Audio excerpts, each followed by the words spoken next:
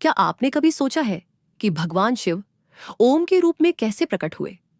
यह कथा है ओंकारेश्वर ज्योतिर्लिंग की, एक ऐसा स्थान जहां भक्ति, शक्ति और चमत्कार तीनों एक साथ दिखाई देते हैं।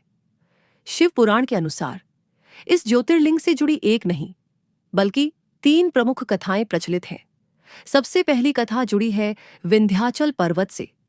कहते हैं कि एक बार नारद मुनि ने विंध्य पर्वत को उसके अहंकार का एहसास कराया। विंध्य को लगा कि वह सबसे महान है, लेकिन जब उसे अपनी सीमा का बोध हुआ तो उसने अपना अहंकार त्याग दिया। वह नर्मदा नदी के किनारे बैठ गया और मिट्टी से शिवलिंग बनाकर भगवान शिव की कठोर तपस्या करने लगा। दिन बीतते गए, महीने गुजर गए, लेकिन उसकी भक्ति कभी कम नहीं हुई। आखिरकार उसकी तपस्या से प्रसन्न होकर भगवान शिव वहां प्रकट हुए। शिव ने कहा, मांगो विंध्य, क्या चाहते हो? विंध्य ने उत्तर दिया, मुझे शक्ति और सिद्धि का वरदान दीजिए। उसी समय वहां उपस्थित ऋषियों और देवताओं ने भी प्रार्थना की, प्रभु, आप यहीं सदा के लिए विराजमान हो जाइए। भक्तों की इस विनती को स्वीकार करते हुए भगवान शिव ने स्वयं को दो रूपों में विभाजित कर लिया।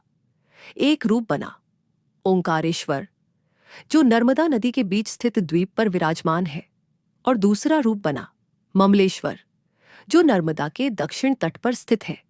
इसीलिए कहा जाता है कि ओंकारेश्वर के दर्शन तब तक अधूरे हैं जब तक ममलेश्वर के दर्शन ना किए जाएं। अब दूसरी कथा जुड़ी है एक महान राजा से।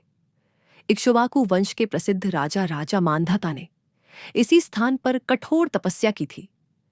उन्होंने वर्षों तक भगवान शिव की आराधना की, यज्ञ किए और पूरी निष्ठा से भक्ति की। उनकी भक्ति से प्रसन्न होकर भगवान शिव ने यहां ज्योतिर्लिंग के रूप में स्थायी निवास किया। इसी कारण इस द्वीप को मांधाता पर्वत भी कहा जाता है। तीसरी कथा और भी रोचक है। एक समय ऐसा आया जब देवताओं और असुरों के बीच भीषण युद्ध हुआ और इस युद्ध में देवता हार गए। हताश और दुखी होकर सभी देवताओं ने भगवान शिव को पुकारा। तब भगवान शिव ओंकार रूप में प्रकट हुए और उन्होंने असुरों का संहार करके देवताओं को विजय दिलाई। यही कारण है कि ओंकारेश्वर को केवल एक तीर्थ नहीं बल्कि शक्ति और संरक्षण का प्रतीक भी माना जाता है।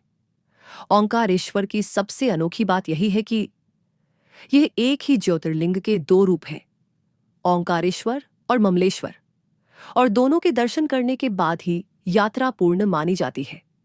यह स्थान आज भी नर्मदा नदी के बीच स्थित है, जहां पूरा द्वीप ओम के आकार जैसा दिखाई देता है।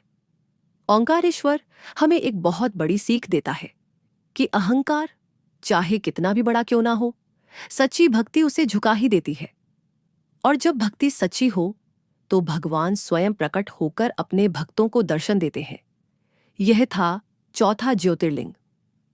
अगले भाग में हम जानेंगे एक ऐसी कथा जहां रावण की भक्ति और उसकी जिद ने जन्म दिया एक शक्तिशाली ज्योतिर्लिंग को। अगर आप महादेव के भक्त हैं तो कमेंट में जरूर लिखें, हर हर महादेव।